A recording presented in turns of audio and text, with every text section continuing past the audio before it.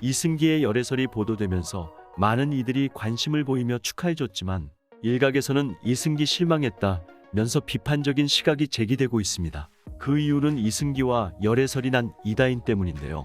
이다인은 그동안 수많은 구설수에 올랐던 견미리의 딸입니다. 견미리는 그동안 전 남편으로 인해서 엄청난 일들을 당했음에도 지금은 100억대의 자산가로 알려졌는데요.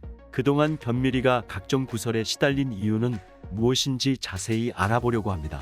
또한 그녀의 딸 이유비의 과거 시절과 근황까지 각종 TMI와 썰들을 소개해 보겠습니다. 견미리 남편 이명규. 견미리는 안방극장의 얼굴을 매번 비칠 정도로 유명한 배우입니다. 이명규도 엄청난 재산을 상속받은 탤런트였습니다.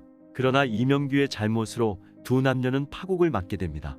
흔히 말해 결국 이혼을 한 것이죠. 우선 이명규에 대해 살짝 소개해보자면 이명규는 1975년 연극배우로 연기활동을 시작하고 1980년 MBC 12기 공채 탤런트로 데뷔를 하며 꽤 탄탄한 행보를 이어갔었는데요. 이명규는 어느 순간 우르르 무너지기 시작했습니다.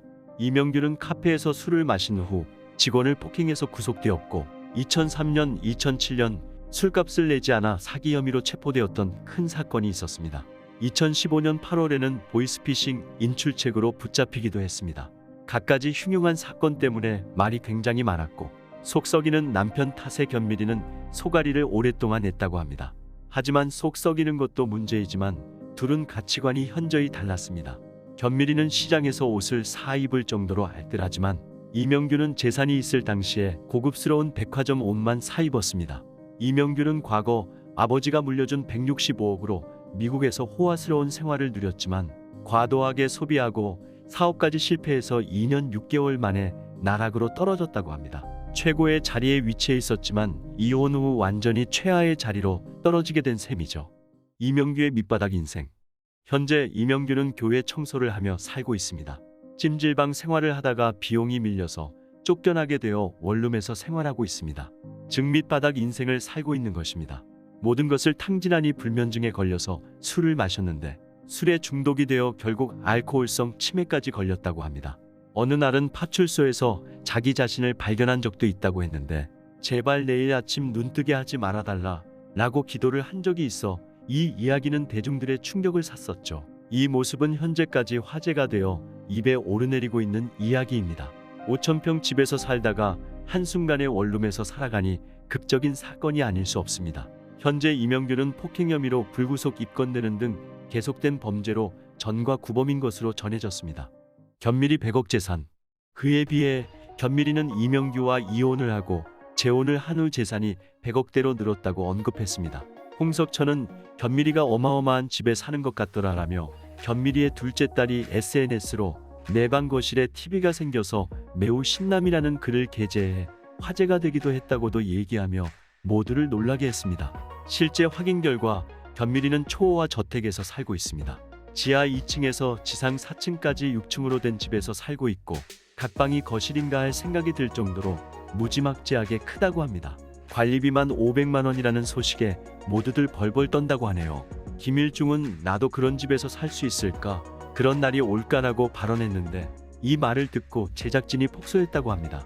여러 사람들의 말이 오가는 만큼 그리고 부러움을 사는 만큼 견미리는 굉장히 잘 살고 있는 듯 보입니다. 나쁜 일이 있으면 좋은 일이 있을 거라는 말도 제가 보기엔 그녀에게 해당됩니다. 그런데 이 말은 엄마뿐만 아니라 딸에게까지 대물림이 됩니다. 이유비 엄마 따라 부자. 엄마가 잘 사니 이유비도 좋은 집에서 호화롭게 누리는 모습을 SNS로 포착할 수 있었습니다. 인스타그램에 질 좋은 방 안에서 찰칵하고 찍은 모습은 화제를 모았고 누리꾼들의 부러움을 샀습니다. 지난 2018년 풍문으로 들었어라는 방송에서 집이 공개되기도 했는데요. 이유비는 현재까지 활발하게 방송에 출연하며 롱런하고 있는데 그녀의 유명세는 계속해서 이어지고 있습니다. 잠시 과거를 파악해보자면 2011년 뱀파이어 아이돌의 멤버로 데뷔한 뒤 세상 어디에도 없는 착한 남자의 강초코 역할을 맡아 대중에게 얼굴을 알렸습니다. 이화여대 음악학부를 전공했는데 어린 시절 꿈꿔왔던 배우의 모습이 진짜가 되어 큰 만족감을 느꼈다고 발언했습니다. 그 후 안방극장의 얼굴을 비치고 엔터테인먼트와 계약을 체결하며 완성형의 행보를 이어나갔다고 합니다. 얼굴도 예쁘고 몸매도 짱짱의 남자에게도 물론 여자들의 우상이 되고 있죠. 이렇듯 엄마와 딸의 우는 상승세로 흘러가 잘 풀리는 듯 보였습니다. 그러나 인생은 들쭉날쭉한 법, 다시 불운을 피할 수 있으리라는 보장은 없습니다. 견밀이 새 출발. 하지만 다시 견밀이는 이용원과 재혼하여 새 출발을 하였습니다.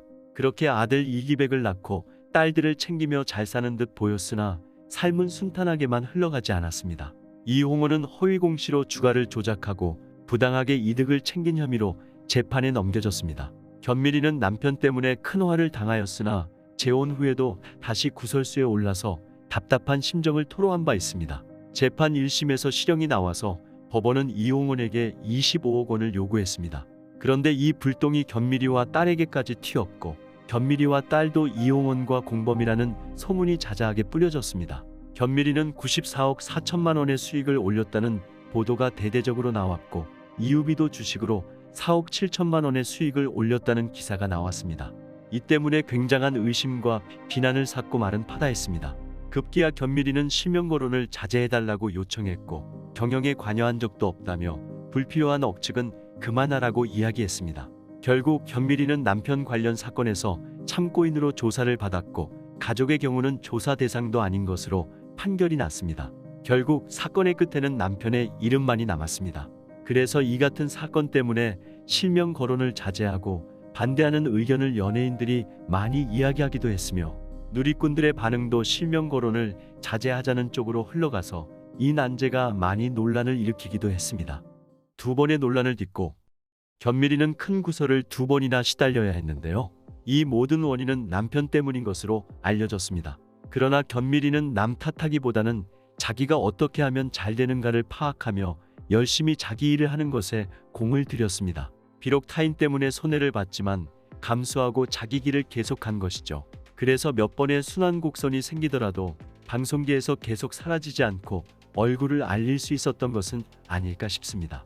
이유비 또한 환경이 안 좋다고 해서 그에 굴복하지 않고 자신의 길을 걸어갔기에 롱런을 할 수 있었으리라 파악됩니다.